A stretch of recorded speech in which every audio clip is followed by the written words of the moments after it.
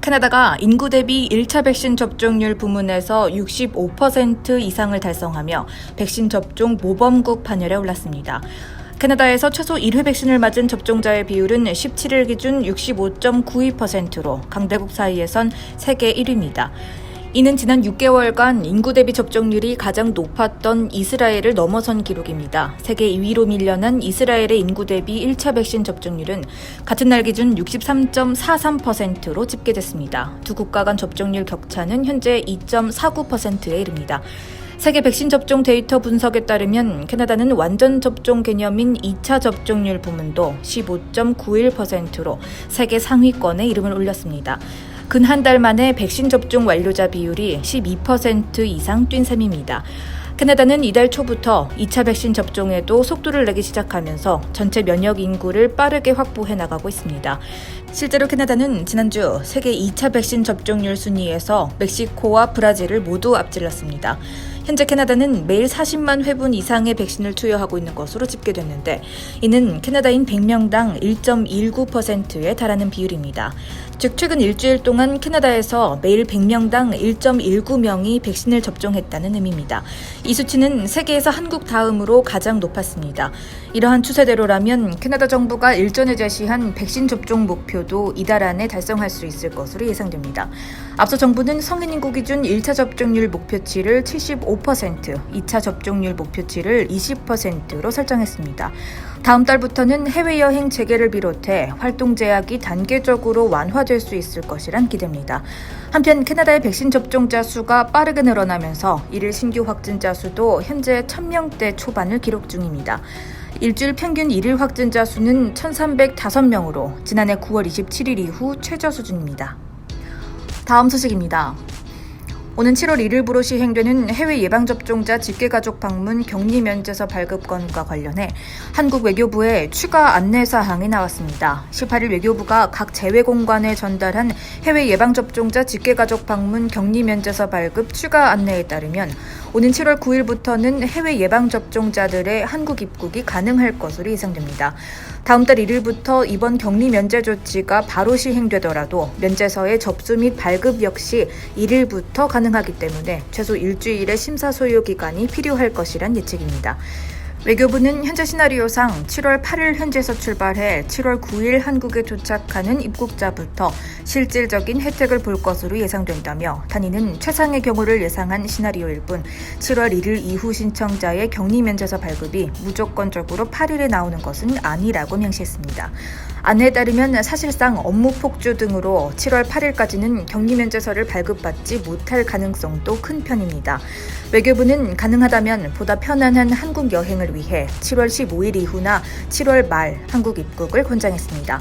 직계가족 방문 등의 목적으로 격리 면제서를 신청할 경우 인정되는 가족관계 서류의 종류와 신청 시 유의사항 등 17일 기준으로 업데이트된 해외 예방접종자 격리 면제 관련 Q&A에 대한 자세한 사항은 밴쿠버 조선일보 홈페이지에서 확인할 수 있습니다.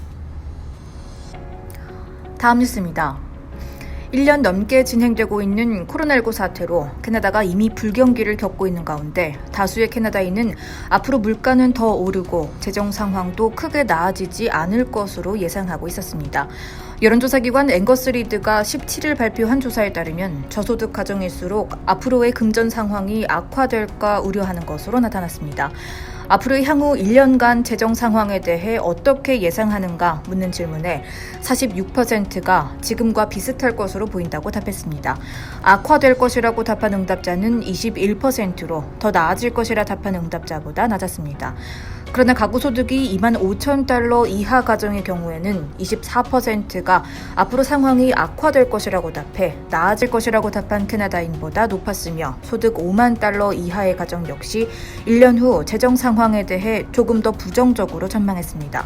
반면에 가구 소득이 $100,000 이상인 가정의 경우에는 28%가 향후 재정 상황에 대해 긍정적으로 생각했으며 악화될 것이라고 답한 응답자는 17%에 그쳤습니다. 지난해 3월부터 본격화된 코로나19 사태로 인해 많은 캐나다인이 재정적 어려움을 겪고 있지만 저소득자들은 더욱 큰 타격을 입었습니다.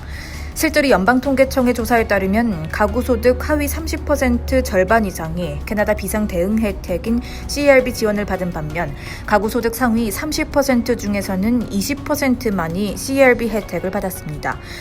또한 코로나19 사태 초창기에 타격을 입은 후 조금씩 원래 자리를 찾고 있는 풀타임 근로자 실업률에 비해 파트타임 근로자의 실업률은 지난해 10월 이후 다시 오르막을 타면서 저소득자의 살림살이는 좀처럼 나아지지 않는 것으로 나타났습니다. 다음 소식입니다.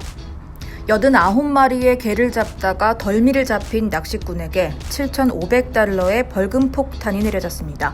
연방해양수산부의 17일 발표에 따르면 지난 5월 19일 서리 주법원이 수산업법을 위반한 레어드 고딘 씨에게 $7,500의 벌금형과 5년의 낚시 면허 정지를 내렸습니다. 해양수산부에 따르면 고딘 씨는 지난 2018년 6월 30일 화이트락에 위치한 엘긴파크에서 마구잡이로 개를 잡다가 경찰에 적발됐습니다. 경찰의 확인 결과 그의 아이스박스 안에는 무려 89마리의 개가 담겨 있었습니다.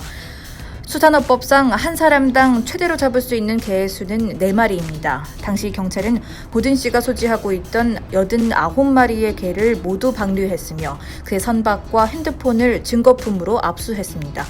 고든 씨는 3년 동안 압수됐던 선박에 대한 보관료로 $4,638를 추가로 지불해야 합니다.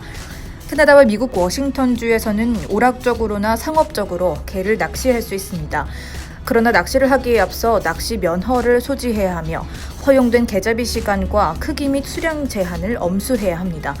당국에 따르면 던지니스 개의 크기는 최소 165mm, 꽃게의 크기는 최소 115mm가 되어야 잡을 수 있고 수컷만 잡아야 합니다. 개의 암수 구별은 배를 보면 알 수 있습니다. 해양수산부는 지역경찰이 개잡이가 허용된 해안가에서 꾸준히 단속을 벌이고 있다고 경고하며 만약 누군가 불법 개잡이를 하고 있다면 1800-465-4336으로 신고해달라고 당부했습니다.